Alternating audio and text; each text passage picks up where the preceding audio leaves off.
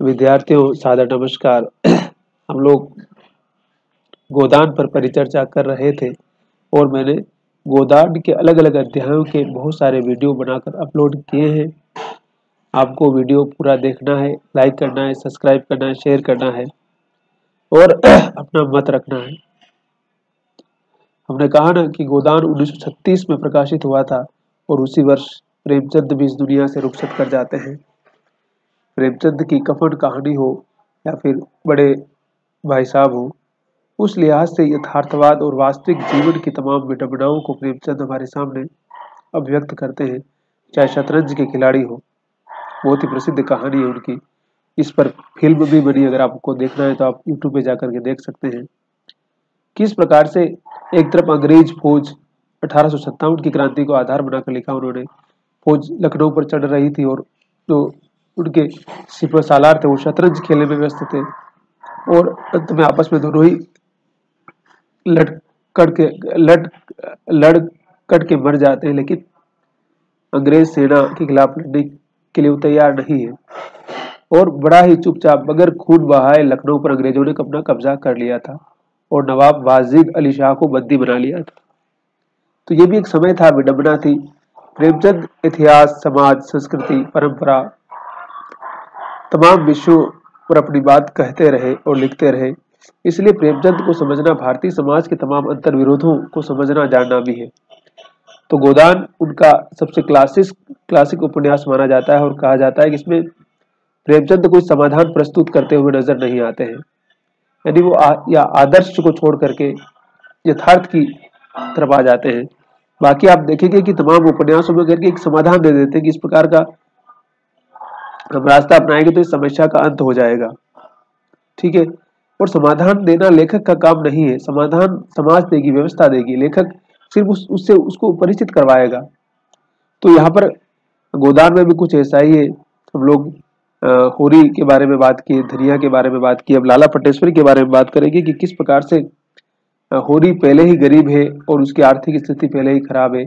अपनी बेटी का विवाह करना है, हीरा का, सोना रूपा का, लेकिन क्या करे बेचारा, परेशान है वो। और जो उससे पैसा मांगने वाले, यानी कि उससे उधार ले रखा था ना, तो किसी न किसी बहाने वो लोग उसकी जमीन को कुर्क करना चाहते हैं, उससे वो पैसा वसूल करना चाहते हैं। उसके बाद क्या स्थिति होती है देखिए। लाला पटेश्वरी पटवारी समुदाय के सद्गुणों के साक्षात अवतार थे। वह यह न देख सकते थे कि कोई आसामी अपने दूसरे भाई की इंच भर भी जमीन दबा ले, न वह यही देख सकते थे कि आसामी बहिरा भोदन। तो इस तरह से जो पटेश्वरी थे वो कितने चालाक थे और किस तरह से अपनी चालाकी का हमेशा परिचय देते हुए काम निकालते थे। गांव के समस्त प्राणियों के हितों की रक्षा करना उनका परम धर्म था। समझौते या मेलजोल में उनका विश्वास न था, यह तो निर्जीवता के लक्षण है। वह तो संघर्ष के पुजारी थे, जो सजीवता का लक्षण है। आए दिन इस जीवन को उत्तेजना देने का प्रयास करते रहते थे, एक न एक फुलझड़ी छेड़ते रहते थे। मगरू शाह पर इन दिनों उनकी विशेष कृपा दृष्टि थी। मगरू शाह गांव का सबसे धनी आदमी था, पर स्थानीय राजनीति में बिल्कुल भाग न लेता था। रूप या अधिकार की लालसा उसे न थी। मकान भी उसका गांव के बाहर था, जहां उसने एक बाग और कुआं और एक छोटा सा शिव मंदिर बनवा लिया था। बाल बच्चा कोई न था, इसलिए लेन देन भी कम कर दिया और अधिकतर पूजा पाठ में ही लगा रहता था। कितने ही असामियों ने उसके रुपये हजम कर लिए थे, पर उसने किसी पर नालिश फरियाद न की। होरी पर भी उसके सूद ब्याज मिलाकर कोई 150 रुपये हो गए थे, मगर न होरी को ऋण चुकाने की कोई चिंता थी, न उसे वसूल करने की। 2-4 बार उसने तकाजा किया, गुड़ का डांटा भी, मगर होरी की दशा देखकर चुप बैठा। अब की संजोग से होरी की गांव भर के ऊपर थी, कुछ नहीं तो उसके 200-250 सीधे हो जाएंगे, ऐसा लोगों का अनुमान था। पटेश्वरी प्रसाद ने मगरू को सुझाया कि अगर इस वक्त होरी पर दावा कर दिया जाए तो सब रुपये वसूल हो जाएं। मगरू इतना दयालु नहीं, जितना आलसी था। झंझट में पड़ना न चाहता था, मगर जब पट्टेश्वरी ने जिम्मा लिया कि उसे एक दिन भी कचहरी न जाना पड़ेगा, न कोई दूसरा कष्ट होगा, बैठे बैठाए उसकी डिग्री हो जाएगी, तो उसने नालिश करने की अनुमति दे दी और अदालत खर्च के लिए रुपये भी दे दिए। अब देखिए साहू जो था मतलब वो बड़ा आलसी आदमी भी था, उस तरह से फालतू के झंझट में फंसना नहीं चाहता था। तो पटेश्वरी जो पटवारी था तो उसने कहा कि सारा कुछ मैं करूंगा, तुम्हें सिर्फ साइन करना और पैसा देना है बस, और बाकी तुम्हारा पैसा होरी से मिल जाएगा। अब देखिए कि जो दलाल होते हैं ना, दलाल, उनका धंधा किस प्रकार से चलता है और दलाली का धंधा सबसे अच्छा धंधा क्यों है? क्योंकि वहां कहते हैं ना कि मतलब हर कोई आजकल फालतू की झंझटों में पड़ना नहीं चाहता है। तू ले 10,000, 20,000, 50,000 आज के जमाने में, लेकिन मेरा काम हो जाना चाहिए बस, है ना? वही वाली बात है, क्योंकि लोगों को और भी बहुत सारी व्यस्तताएं जिम्मेदारियां रहती है ना। तो होरी की मैंने पहले ही बताया कि आर्थिक स्थिति बहुत अच्छी नहीं है। तो होरी को कुछ पता नहीं था, वैसे भी उसका बेटा तो लखनऊ में था, यहाँ था भी नहीं। और होरी की अपनी पारिवारिक समस्याएं, तमाम तरह की व्यस्तताएं, और आर्थिक जब स्थिति खराब होती है आदमी तो वैसे ही उसका पलड़ा झुका हुआ कम ही रहता है, हमेशा नीचे ही रहता है, क्योंकि आपकी आर्थिक स्थिति अच्छी नहीं है। तो वही दशा है। तो उस सारी दशा को समझेंगे तो होरी की स्थिति वैसे भी खराब थी। होरी को कुछ खबर न थी कि खिचड़ी क्या पक रही है, कब दावा हुआ और कब क्या हुआ।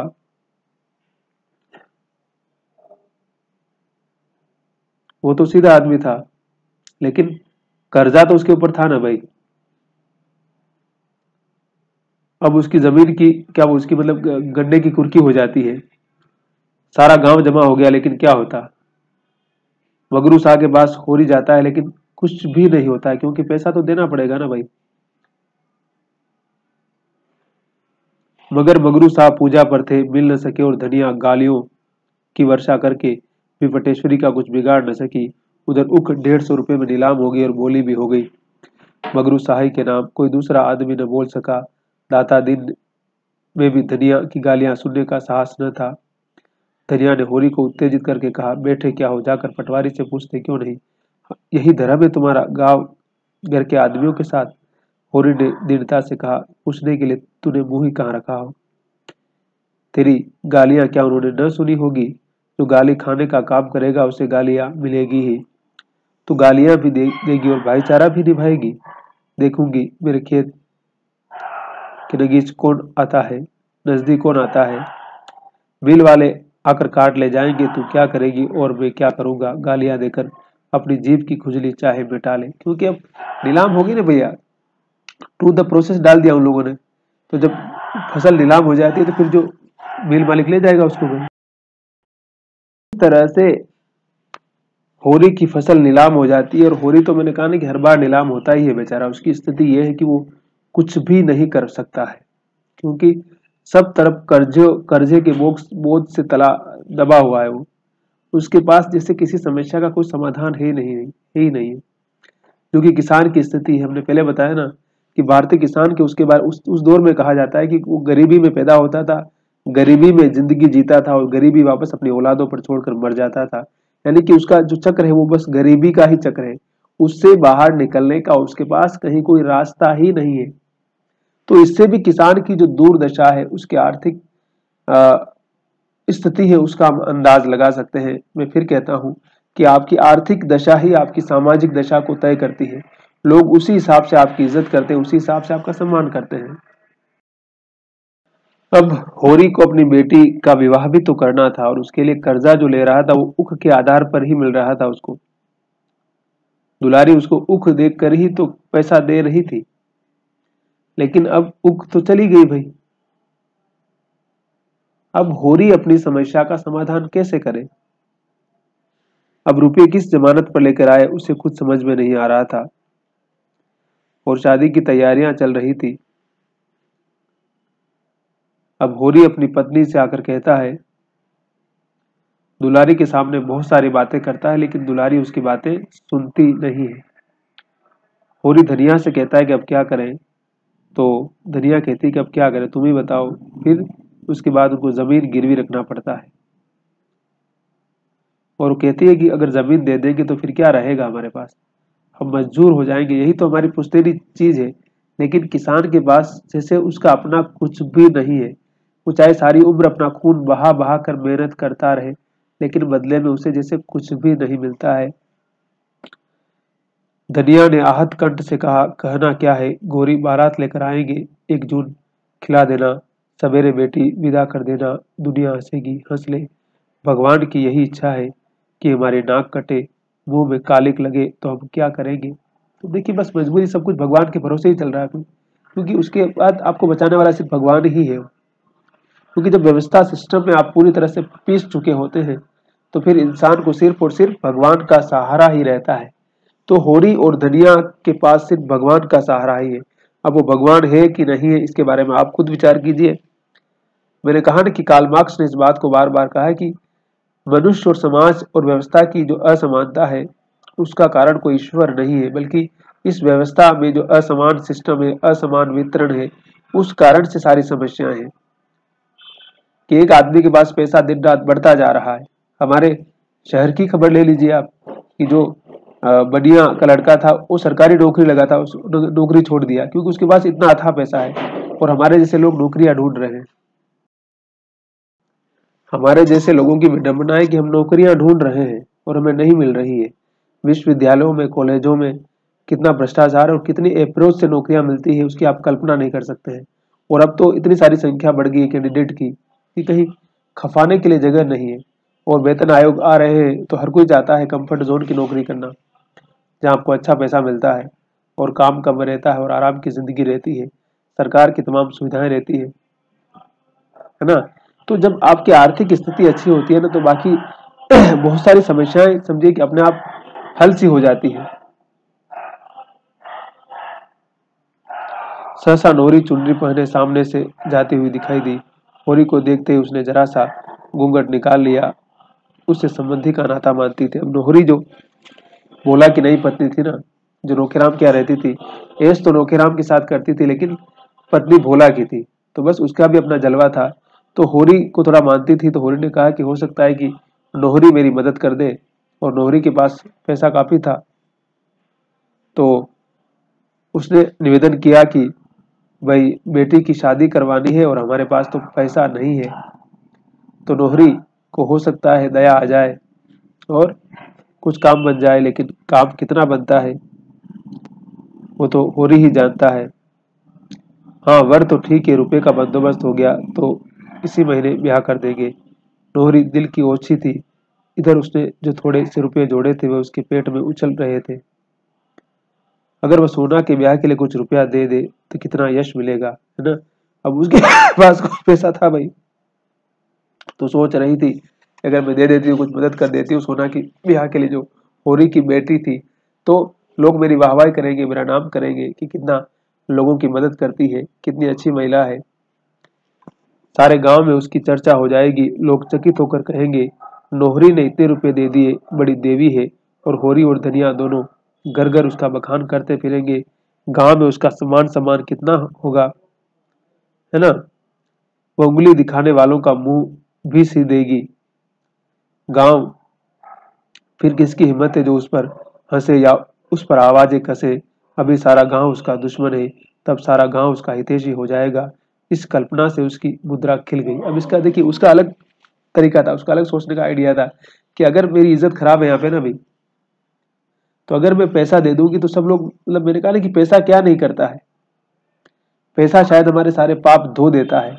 तो वो भी पैसों के आधार पर ही शायद अपना सारा पाप धुलाना चाहती थी, या अपनी प्रतिष्ठा को एक नया स्तर या नया आयाम, एक नई पहचान देने का जो कर्म है, नोहरी इस तरह से करने में लगी हुई थी। तो ठीक है, वो बाद में होरी की मदद करने के लिए तैयार भी हो जाती है। और वो कहती है कि तुम पैसा ले लो, जब वापस कब देना है मुझे इसकी कोई जल्दी नहीं है। क्योंकि उसका लक्ष्य कुछ और था, पैसा देकर के वापस लेने की समस्या नहीं थी। उस पर लोग फब्तियां कसते थे गांव में ना, तो उस फब्तियों से वो बाहर लोगों का मुंह बंद करना चाहती थी। तो इस तरह से नोहरी उसकी मदद करने के लिए तैयार हो जाती है। होरी को लालच आया, भगवान ने छप्पर फाड़ कर दिए हैं तो जितना हो सके उतना क्यों न लूं। 100 से भी चल जाएगा, 500 से भी चल जाएगा, जैसा हौसला हो। मेरे पास कुल 100 रुपये है, वह मैं दे दूंगी। अब नोहरी कहती है कि मेरे पास 100 रुपया है और मैं तुमको दे दूं, तेरी मदद कर दूंगी तुम्हारी। और घर में अनाज था ही, और कहता है कि मगर ठकुराइन तुमसे कहता हूँ, मैं तुम्हें ऐसी लक्ष्मी न समझता था। इस जमाने में कौन किसकी मदद करता है और किसके पास है, तुमने मुझे डूबने से बचा लिया। तो वो क्या कहता है कि ठकुराइन बड़ा नमस्कार करता हूँ आपको, बड़ा वंदन करता हूँ, और इस जमाने में जब हर कोई सिर्फ अपनी जेब भरने में लगा हुआ है तो कौन किसकी मदद करता है, लेकिन आपने किया।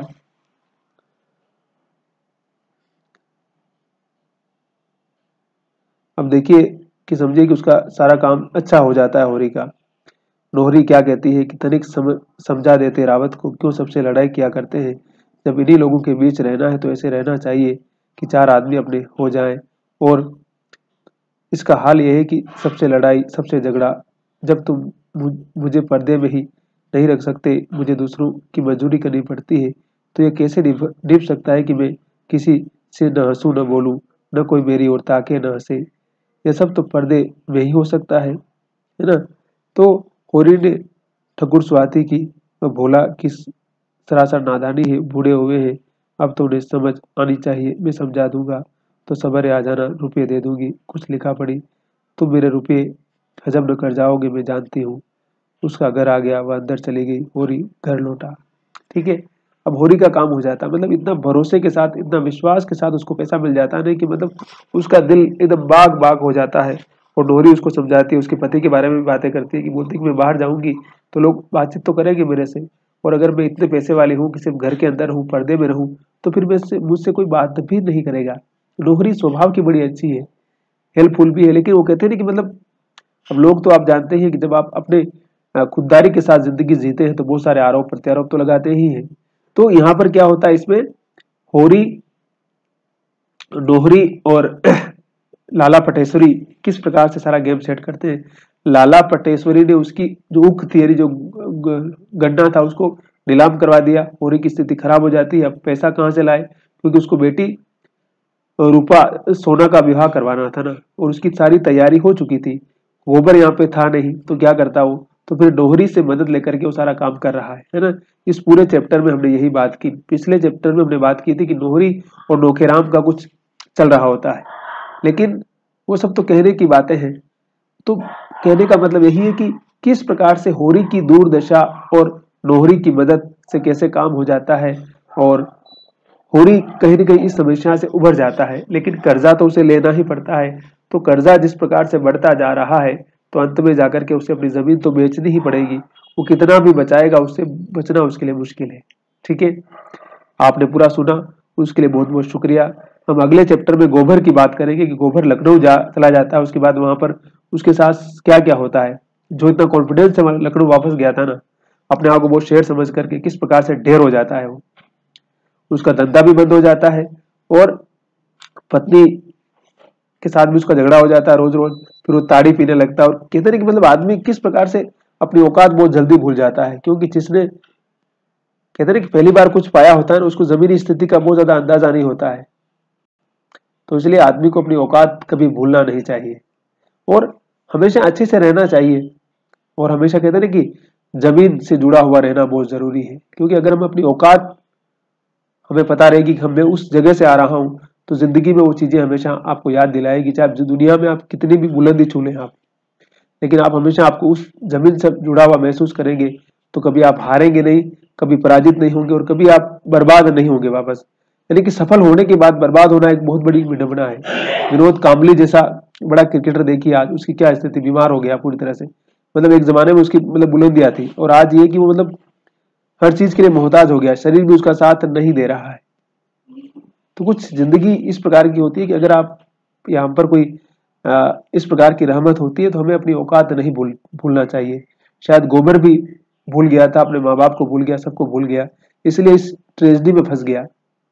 उसको पता नहीं था कि मैं मिल के लोगों के साथ तो जा रहा हूं, लेकिन अगर मुझे कुछ हो गया तो मुझे तो कोई पानी पिलाने वाला भी यहाँ नहीं है। ठीक है, आपने पूरा सुना, उसके लिए बहुत बहुत शुक्रिया। अगले वीडियो में फिर मिलते हैं।